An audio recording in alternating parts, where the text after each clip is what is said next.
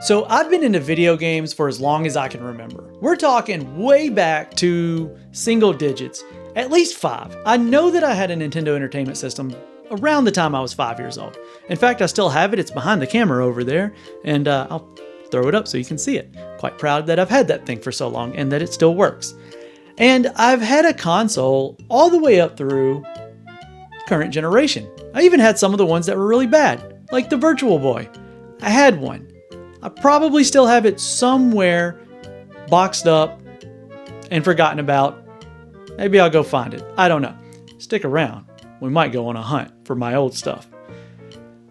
But early this year, or last year if you're watching, early of 2025, I was walking around at the Consumer Electronics Show, which is really cool. And I've spent years in the tech scene and reporting on and reviewing the latest and greatest and biggest and brightest. And something during that time, I realized that the spark was kind of gone. Like I was no longer getting excited. I felt like we were just kind of going through the motions and there was nothing really fresh. Nothing got me to say, I can't wait for that. It was almost formulaic and predictive. And even the games that I was playing, the modern games, the newer ones, there was something that just wasn't really gripping me. And I'm sure you've all heard people say, oh, it's microtransactions, or it's the hand-holding, or it's the...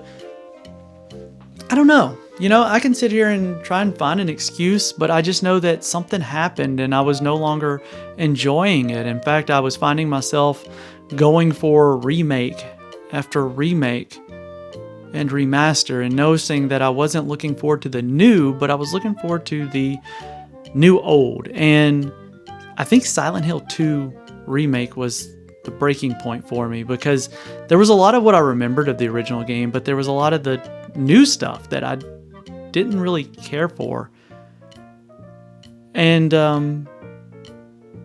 just kind of died off. I don't know how else to say it.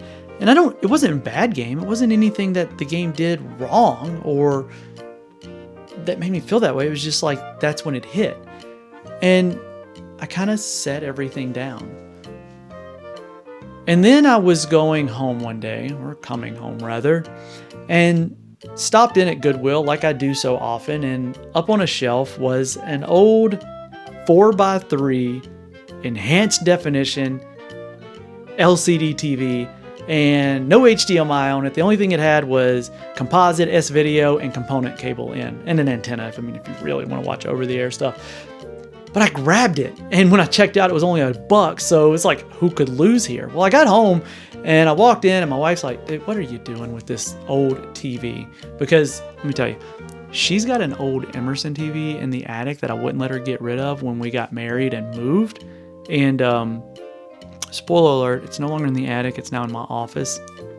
So, she's really excited about that.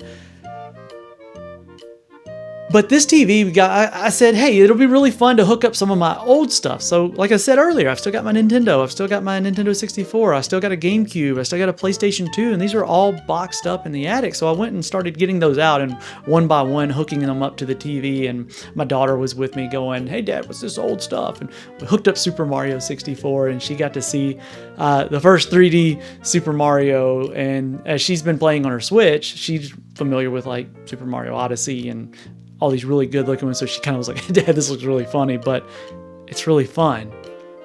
And she's figuring it out and she's playing it and it's real simple. And there's nothing like overly done, but it's also a little complex and you have to think about it a little differently than you do with modern games. And then we got the PlayStation 2 out and well, I ended up having to use a free McBoot and a hard drive to load some of the games that I already had because the discs were scratched up and they wouldn't load right. So we did that, and that was fun. And then I remembered I had my GameCube, and we got the GameCube out, and wouldn't you know, the deadgum disk drive on it's shot. So it now has Swiss and loading it in. But these are the games that I had, and I didn't want to go hunt them down. Because have you seen the price of GameCube games lately?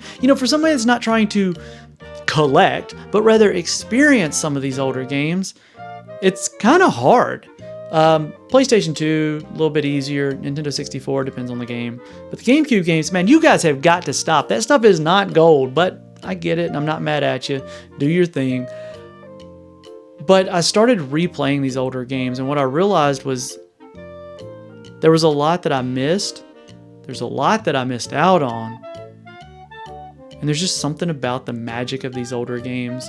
So rather than trying to find enjoyment and happiness in the newer stuff, I'm just going to go back and play the things I loved and experience the things that I missed that other people seem to love.